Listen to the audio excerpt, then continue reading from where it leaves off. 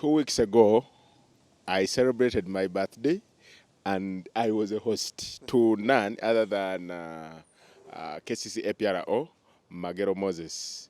Today happens to be another person's birthday, but of course belated, and that's none other than Joel Muita, who I host today in the Kibanda Pundits 2 weeks after missing out because last Monday we were busy with the CECAFA Senior Challenge Cup and the Cranes were playing. Of course, we did attend that game and a lot to be discussed. But before we go into the nitty-gritties of the show, happy birthday, Joel, and happy to see you after some long time. Thank you, and it's a pleasure to be here. This is my second time. Of course, my birthday came on Saturday. It's surprising that it comes on a Saturday. Most birthdays, I don't want them to happen on weekends because you don't celebrate them as much as you would. But I would say it's a pleasure celebrating my 27th birthday. And of course, glory and thanks to the Lord because He's kept us alive. But I'm happy to be here. Yeah, before we delve into anything, where had you been lost? Because according to sources, KCC striker John Odemugu had some misbehaving, according to police. And then reports came that the two of you were together. How true are the statements? It could be a coincidence that at the time many people think I was missing is the time that Odumegu was in the cells. But yeah, but I wasn't missing, sincerely. It was about 2 or 3 days. I was offline because I'd lost my phone, but I'm back. I wasn't with Odumegu, although he's my neighbor where I reside, but I wasn't with him. And I'm happy to be back. All right. Let's jump straight into the Airtel FUFA awards. Of course, we had the big one go to Alan Okero, and of course the lady, Juliet Narukenge. Yeah.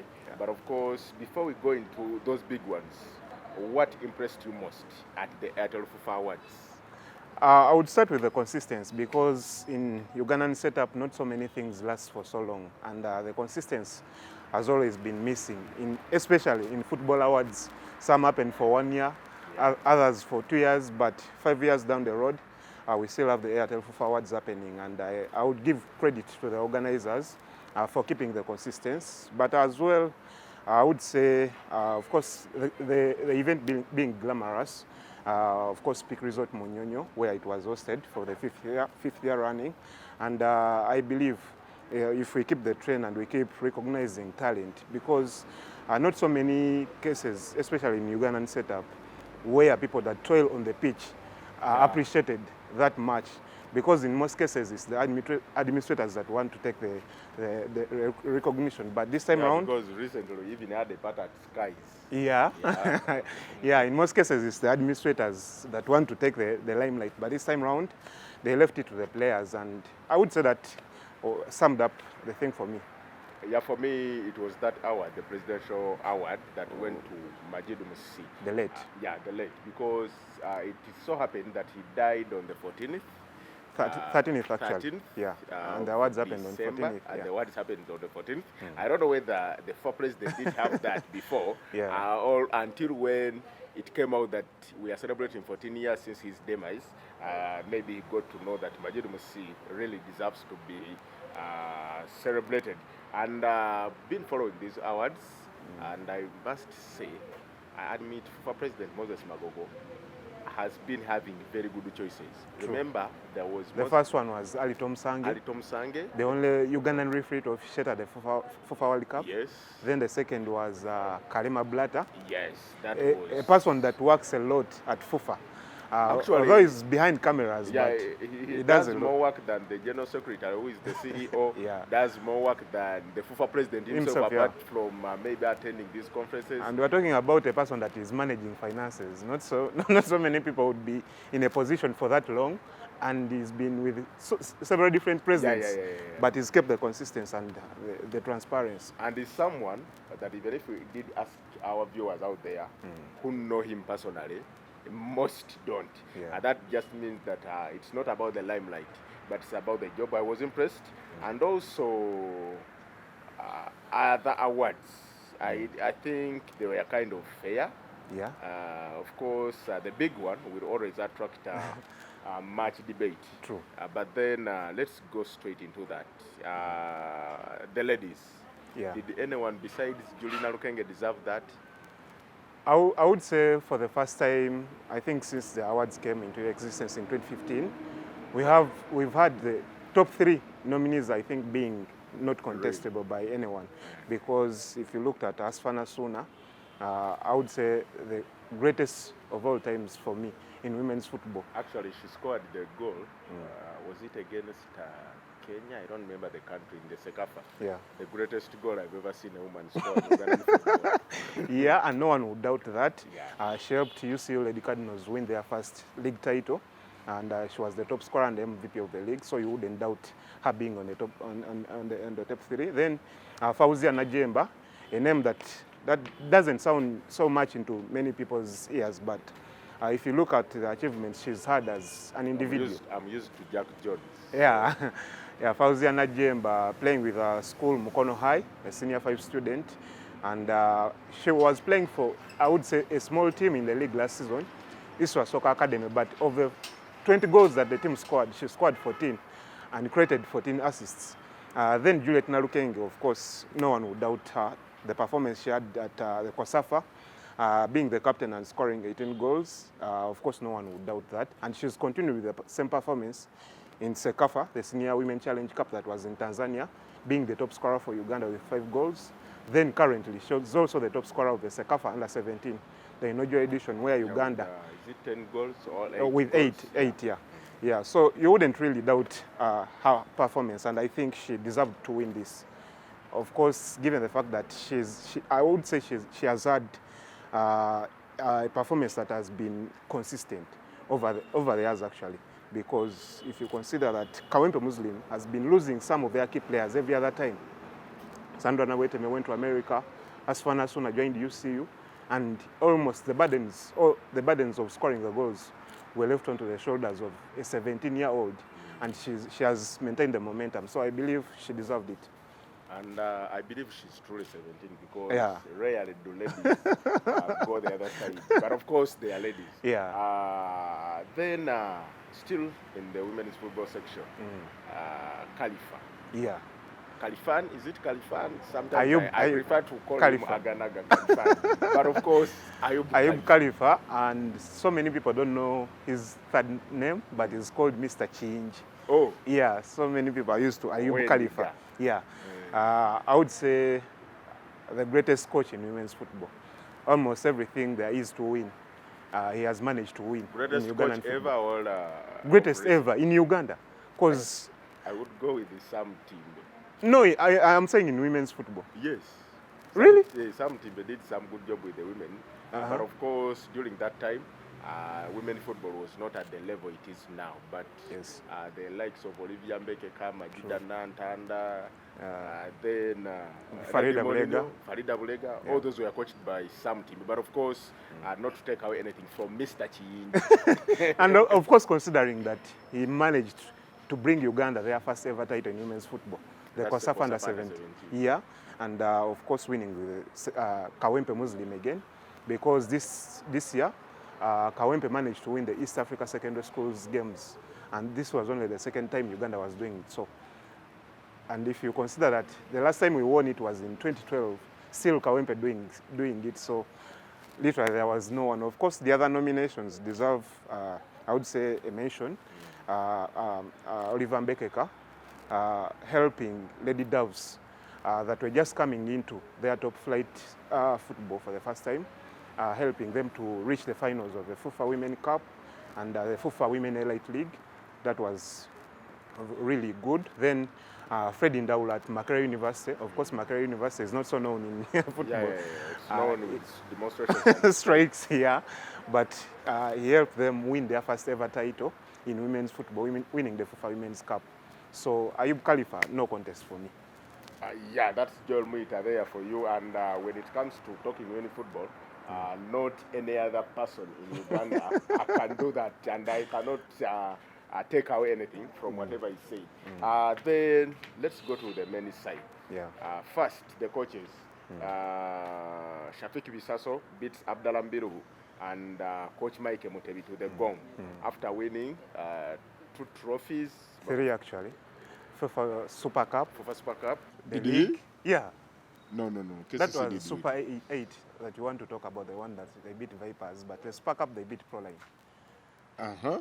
Yes, they won the FUFA Super Cup, then they won the league, and the CECAFA. I think for the first time in 41 years. Yeah. Because they had last won it in 1978. True, yeah. So you would say a close contest again in this category, considering that Shafik Visaso did a tremendous job at Proline. Of course, the first team in Ugandan football to win the Uganda Cup when they're in the lower division, but and of course winning, I would say, an infamous double, because so many people would consider. They also did win the FUFA Big League, and also went on to the continent. Of course, he was not in charge, but he left them with a good foundation. He set the foundation. Because after winning 3-0, it was always difficult for any team to bow out at the moment when they had Matiale take over as interim. But then Coach Abdallah Mbiru. Yes.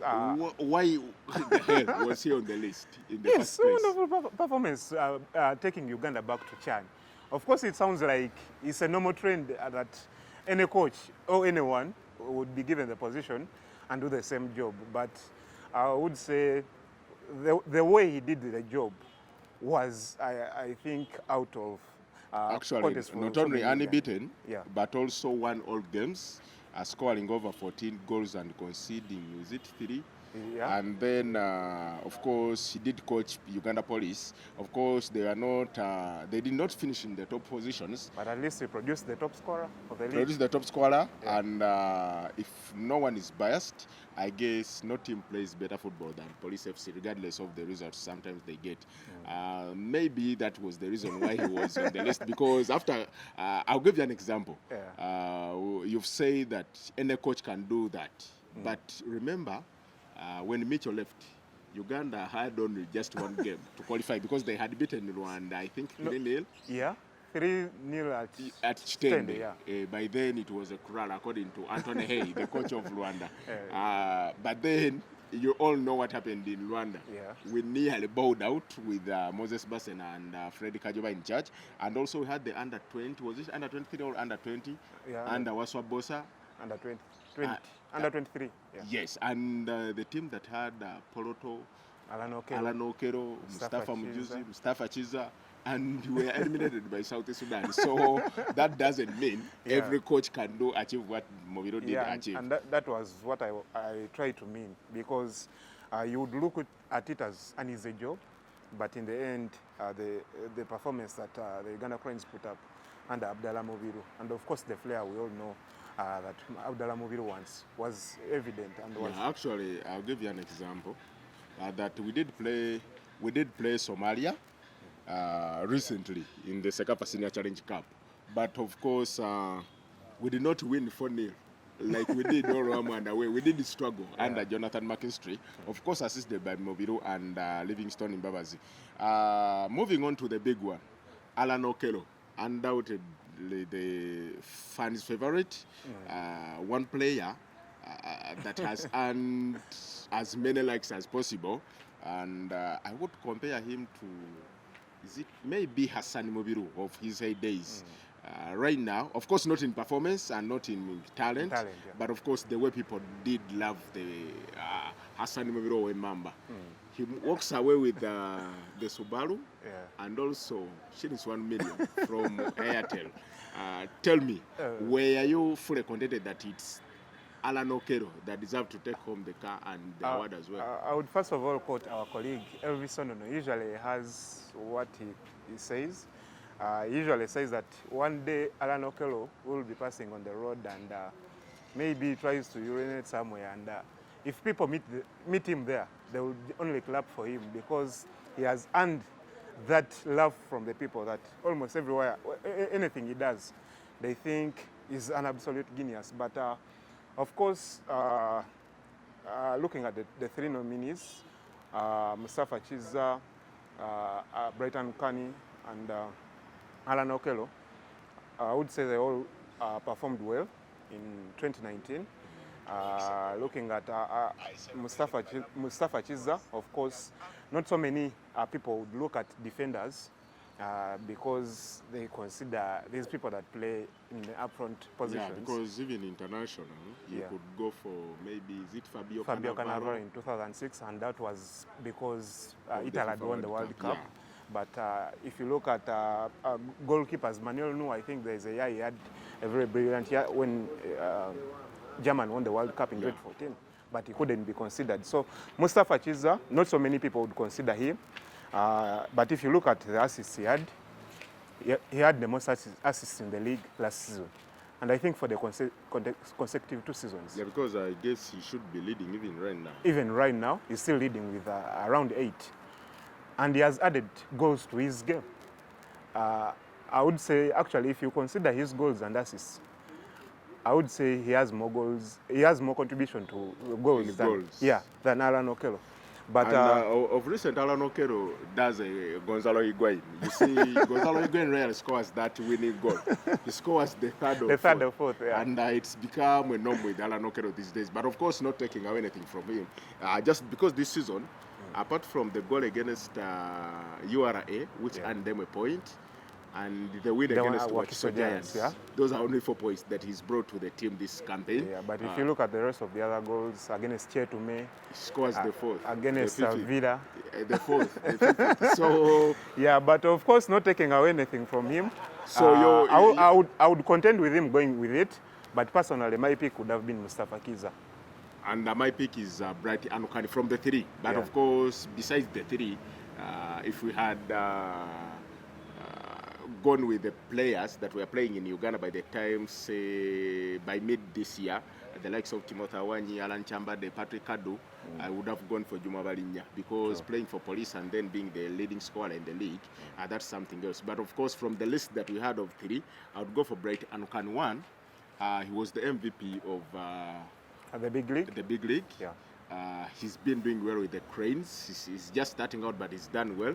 And the fact that he also helped Proline not only to gain promotion, but also win the Uganda Cup. Yeah. And play on the continent. Play on the for continent. The first time, for the first very time. impressive. Yes. Yeah. But it leaves me wondering, how did Ivan Bogere miss out on this final shortlist? Because he did score the goals that kept Proline on the continent. Yeah. He scored goals that did promote the team. And he was the top scorer in the big league. In the big league. Yeah. But then he misses out on the top 3. How does that come about? Or maybe because he went away. No, but he was on the official initial list. The initial Unlike list, Juma Balinya, Timothy Awanyi, or Patrick Kadu. Yeah, but I think there are some considerations that are made.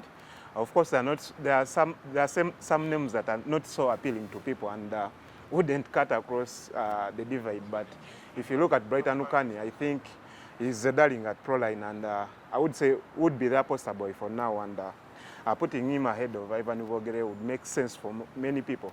So should we say that awards are about physical appearances on the love from the people, or contributions? Like the FUFA organizing committee chairman, Biamukama, said, awards all over the world are controversial. Of course, we cannot take away the controversy, but I'll give another example of Coach Shafik Bisaso winning the Coach of the Year award, and he's not in the country. And he's not been part of the Proline team into this new season, save for the game that he managed against Malawi something at the start, Malawi Security Services.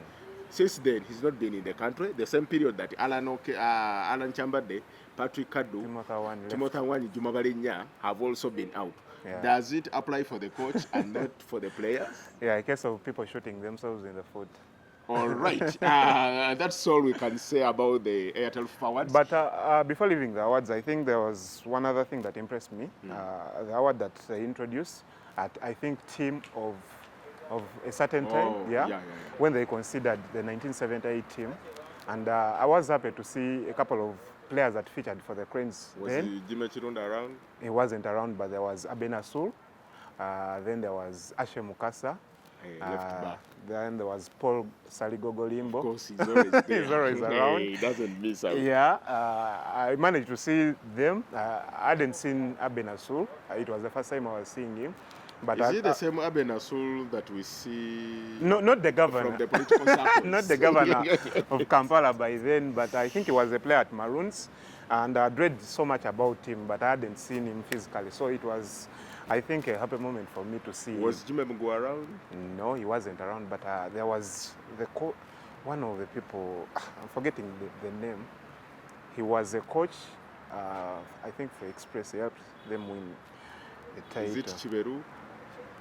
I'm forgetting the name, but there were so many people that are around, and I would say the event ended like so many people would have wished. Of course, Alan Okel and Juliet Nalukenge winning, and there were the people that so many fans wanted to win.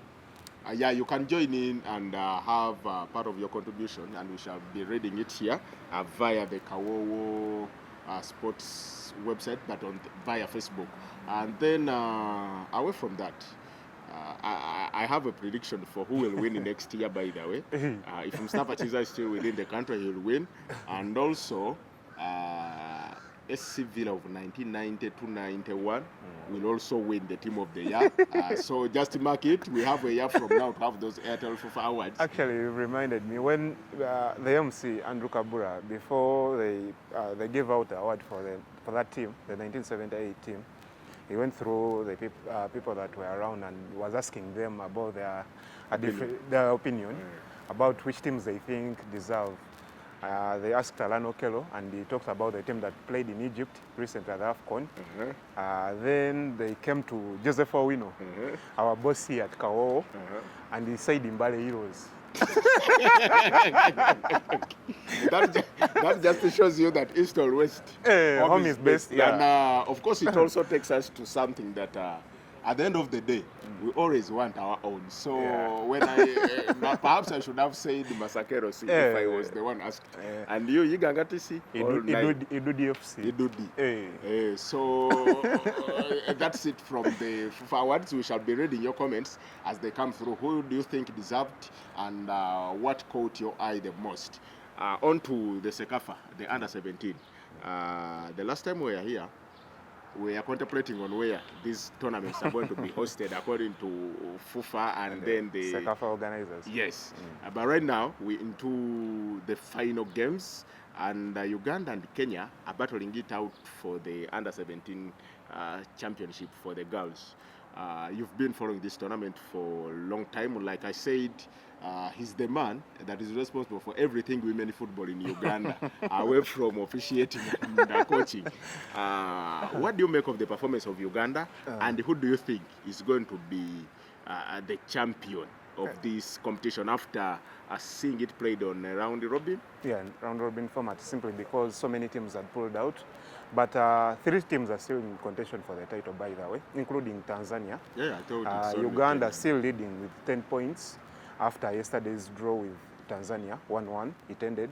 Tanzania has 8 points in second place, and Kenya has 7 points. But of course, the calculations come in right now because the tournament is ending tomorrow at the FUFA Technical Center in Njeru, where the teams will be playing their final games to make it 6 games each. And considering that Uganda plays Kenya in the final game, you believe there will be a big contest in there because Kenya still have a chance, whereas they have 7 points. If they win, they go to 10, and they hope that Djibouti, who are the minnows at this tournament because they have shipped in 37 goals in 5 games and are yet to score any goal at the tournament. And Kenya will be hoping for that miracle to happen, that Djibouti beat Tanzania, and for them they beat Uganda, the hosts. I support Tanzania because they have a lady called Masaka. And I think she has 7 goals. Yeah, she's been scoring. Every time I see goal scorers of Tanzania, I see a certain Masaka popping up somewhere. Yeah, but of course, my assessment of the tournament, I think Uganda is still ahead of any other team in the tournament. Of course, considering that most of our girls play in the elite league here, or the top tier league here. at a very tender age, because we have girls that are playing. Actually, this looks like the real national team away from the likes of Asfanasun and the rest, yeah, because these girls enter into the setups of the national team when they're still very young. If you look at players like Juliet Nalukenge, she has played with the national team for this is her second year. Fauzia Najemba, same, and a couple of other players that have all this experience. Because if you played in the league for almost 3 years, you have enough experience to play. You've played at the CECAFA Championship, you've played at CECAFA, so literally you know what it takes to play for the national team. Unlike other countries that have been struggling to have these players join the setup, because I would give you an example of Kenya. They have one of their, I should say, the budding player that is coming up. She's called Gentrix Shikangwa.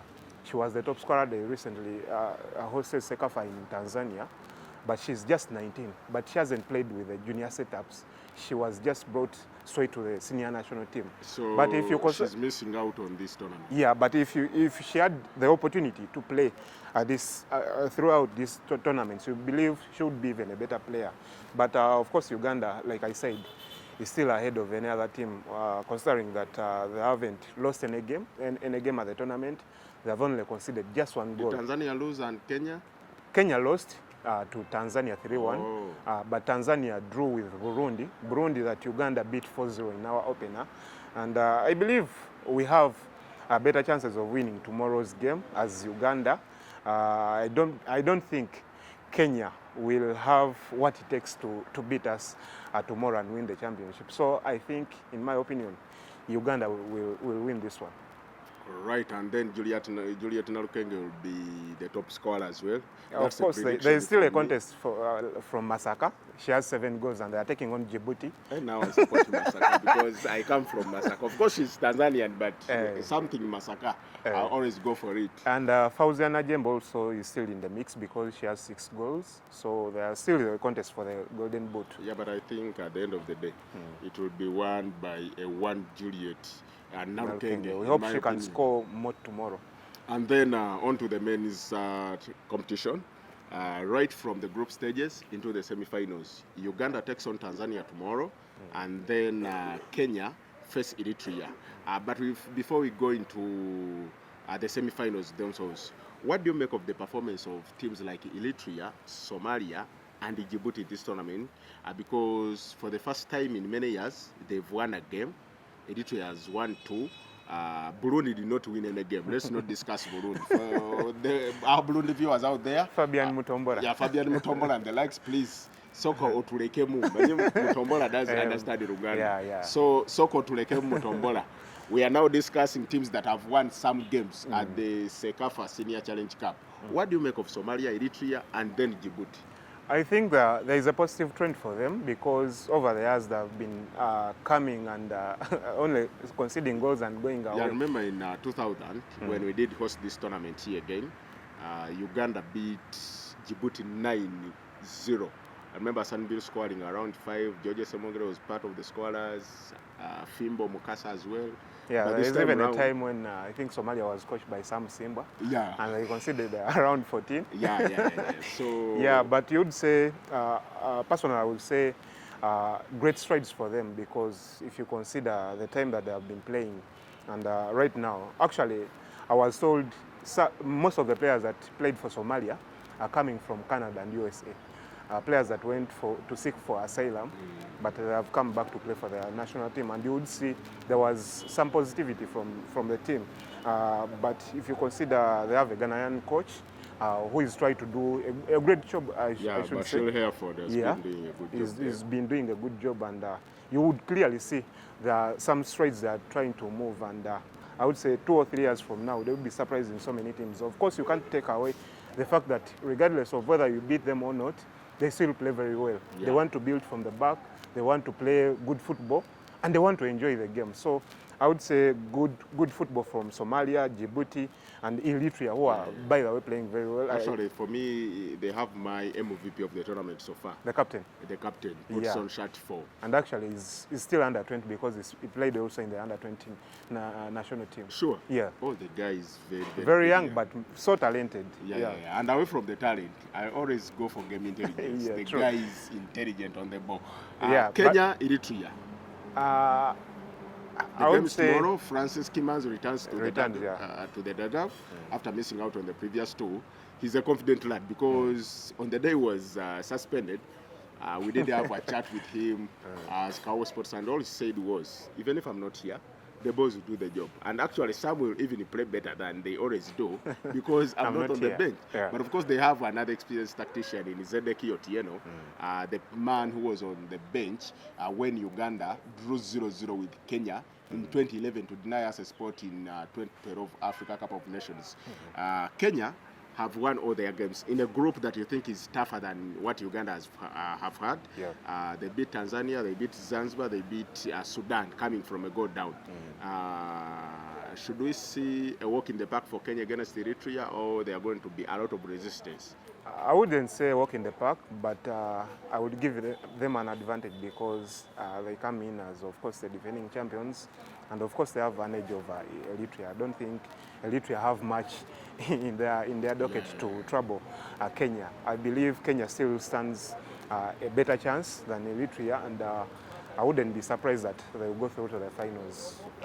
Eritrea, like we've said before, they have tried to play some good football. Should we say they've already punched above their weight by getting out of the group? Yeah, and reaching the semi-finals. I think anything that comes after here would be just added advantage. But for now, I think Kenya stand tall to go ahead and reach the finals. And I think Kenya's physicality and also that high-tempo game will give them a run for their money. But of course, Eritrea will have questions to ask. The Kenyans have defended well, conceding just 1 goal, and they've scored through Oscar Wamarwa, who has 2. The big number 9. True. And then Hassan Abdallah, the shirt 20, is also a former junior side player. They've done some good job. Not so impressed with Kenneth Muguna. The shirt 10 has wanted him to very well. Like do we don't better. expect, Then to the big one. Of course, not the big one. But of course, when it involves Uganda, it must be the big one. Yeah. Tanzania standing Uganda's way to the finals for the first time since 2015 when we did win it in Ethiopia. What do you make of the contest? And this is a Tanzanian side that has won just 1 game. Is it, should we say, this would be Uganda sweeping Tanzanians apart? A Tanzanian side that is not that impressive, but of course they have managed to go through the group and reach the semi-finals. But if you'd ask me that, I think this would be the first real test for Uganda, the tournament, because if you consider the opponents we've had in the group, I don't think they have given so much of questions to Uganda, because if you look at the Djiboutis, the Eritreas, not so much of questions they have posed to us. But if you consider the way we play and what Jonathan McKinstry, the head coach, wants the team to play, you would think Tanzania, they would try to bring a physical game, first of all. You would expect that. And I would want to see how Uganda handles this. Of course, we have an upper hand in the fact that we've been winning and the momentum is good.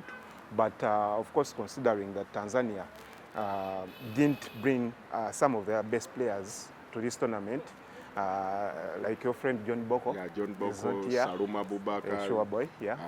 There's also Gadia Michael. And most of the players from Azam didn't come. Azam and Simba, because Simba, I only see Aishi Manula here, the goalkeeper. And he's only here because he's been out of the team for some time, so he requested to be back into the team. Yeah, so I would want to see how McKinstry arranges his team that will play tomorrow. Because and that's exactly my question. Yeah. You've seen the team that played the first 2 games, which we could maybe say the first 11. But of course, we've had changes, and the boys that have come in have done a very good job, by the way, because you could say For instance, Joaquim Ojeda did not have the best of games when he did start, but then he played well as a substitute. Sure. And then Ben Ochen did have one bad game, but he started well in the first game, and also scored a very, very good goal yesterday. And Nicolas Kasozi, Muzamiru Mutiaba, Joel Mutakubwa, your namesake, did a very, very good job against Eritrea. And then and even yesterday actually he made a couple of saves. It would have been for 4-3 because Djibouti posed some questions to Uganda yesterday, but like you were talking about how McKinstry would arrange his team tomorrow, I think. And what would be your preferred lineup after watching this both teams? The ones that were not as impressive. Of course, we would call the second string. That by the way, the second strings have been winning comfortably. And have been scoring more goals than the first team. Would you bring in Nicolas Kasos somewhere, or you would go with Shafiq Kajimu as the anchorman, and then with that triangle of Bright Anukan and Alan Okero? A tough question, and I would say a tough question for McKinstry as well, because right from onset he has indicated in his team selection that he wants Shafiq Kajimu to play as the deep playing maker and do away with the traditional anchorman that we would all have in our teams. But considering that Tanzania are kind of physical, you would want somebody that would drum into them, and I don't think Kajimu poses those would you go for Kasozi Kajimu and then Bright Anukan and Alan Oker as constants? First of all, I would go for Kasozi to replace Kajimu. Then what about playing Kajimu alongside Kasozi? Bright Anukan in front of them. Yeah, that works as well. Alan Okero as an inverted winger. That works as well, but Muzamiru Mutiaba has also tried to come in the picture, but I don't because see him starting of course that he may not start, but like you mentioned, Shafiq Kajimu playing alongside Kasozi, then Bright Anukan and Alan Okero ahead of them. That would make sense. Fadi Bayo, would you return him to the starting team? Yeah, I think he's miles ahead of the rest of the strikers on the pitch. Of course, Stephen Mkwala has given a chance, but he didn't use it as good as we think. But don't you also think that playing Mkwala or Joro Madondo without Okero, without Bright Anukan is also depriving them of what they can offer, because wherever...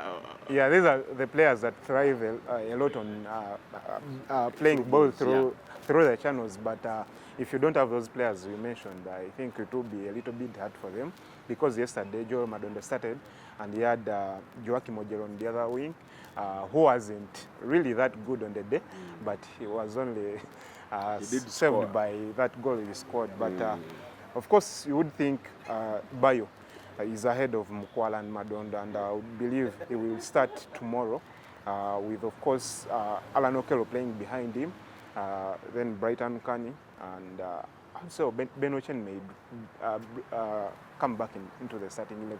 Did he play well yesterday? Yeah, he played well for the time he came on. All right, that's all we can tell you from football, but of course, George William Brown in Nkurunziza, this name sounds Burundian. So they lost all their games. Yeah, sorry, in Nkurunziza you did lose all your games.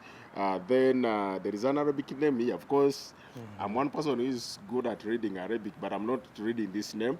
Uganda to win the Under-17 championship, and Narukenge to win the boot. Sandy, Alan Frank, Ty not well placed well. I don't understand this. Maybe you're talking about the Eritrea game. Thank you for watching.